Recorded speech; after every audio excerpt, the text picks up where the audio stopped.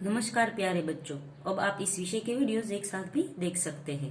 इसके लिए वीडियो के नीचे मेरी चैनल का नाम है, तो चैनल में जाके प्लेलिस्ट में जाएंगे तो इस विषय के वीडियोस एक साथ देख सकेंगे।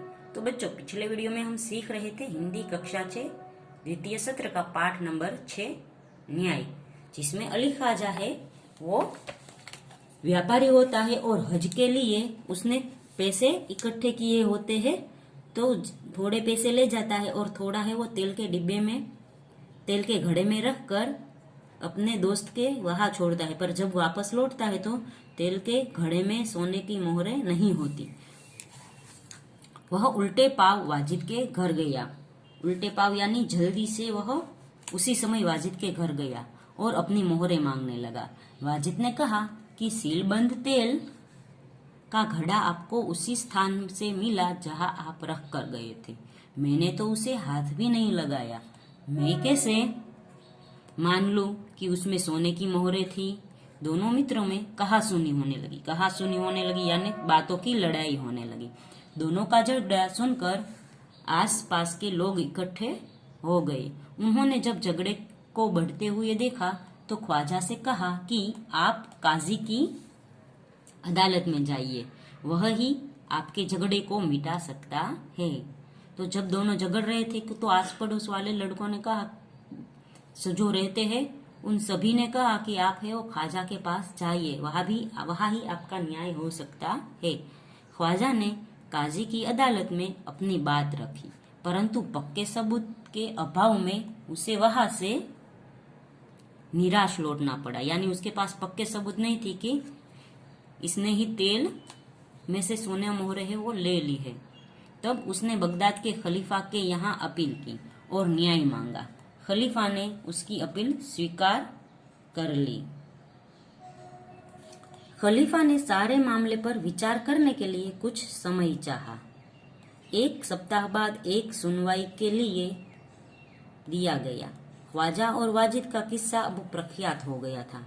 खलीफा एक दिन अपना भेष बदलकर शहर में घूम रहे थे, तभी उन्होंने कुछ लड़कों को न्यायालय का खेल खेलते हुए देखा। वह छिपकर उनका खेल देखने लगे। उन्होंने देखा कि जो लड़का न्यायाधीश बना है बड़ा समझदार है। वह जिस तरह न्याय कर रहा है बिल्कुल ठीक है। इसलिए उन्होंने उस लड़के को अपने पास बुलाया और नाम पूछा। लड़के ने कहा, मेरा नाम हसन है। खलीफा ने कहा, मैंने तुम्हारा खेल देखा, तुम बहुत समझदार हो। कल हमारे दरबार में आना। अगले दिन खलीफा ने दरबार में अली ख्वाजा, वाजिद और हसन उपस्थित हुए। खलीफा ने हसन से कहा कि तुम इन दोनों के झगड़े का किस्सा सुनो और बताओ कि इनमें से कौन सच बोल रहा है।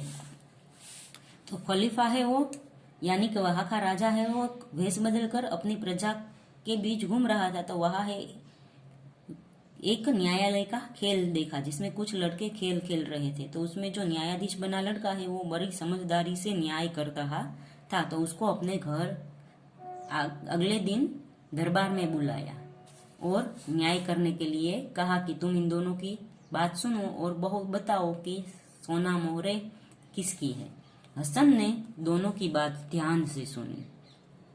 फिर उसने 2 तेलियों को बुलवाया। थोड़ी देर में 2 तेली आ गए। हसन ने उनसे कहा, आप इस घड़े के तेल की जांच कीजिए और बताइए इस घड़े में तेल कितना पुराना है। दोनों तेलियों ने बारी बारी से तेल को देखा, सूंघा और चखा, फिर अपना निर्णय दिया।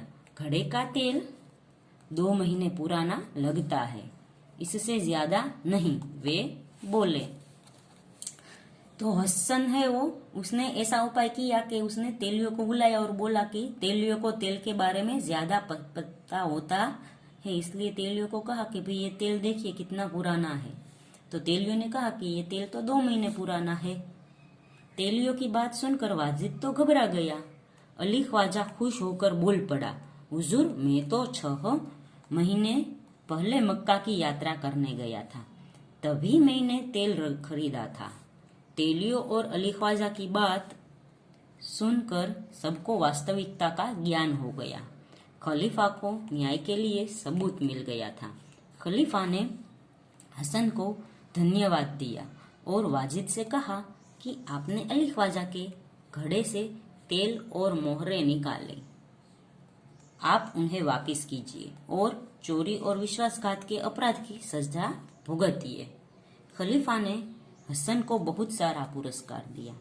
खलीफा के दरबार में उपस्थित सभी लोगों ने हसन की सूझबूझ यानी उसकी समझदारी और न्याय की भूरी भूरी प्रशंसा की। भूरी भूरी यानी बहुत ज्यादा भर भर के प्रशंसा की। हसन ने अपना दिमाग लगाया और सूझबूझ से ये पता लगवाया कि जो तेल के बारे में पता होता है तो तेलियों को ही होता है, इसलिए तेलियों को ही पूछा जाए कि ये तेल कितना पुराना है।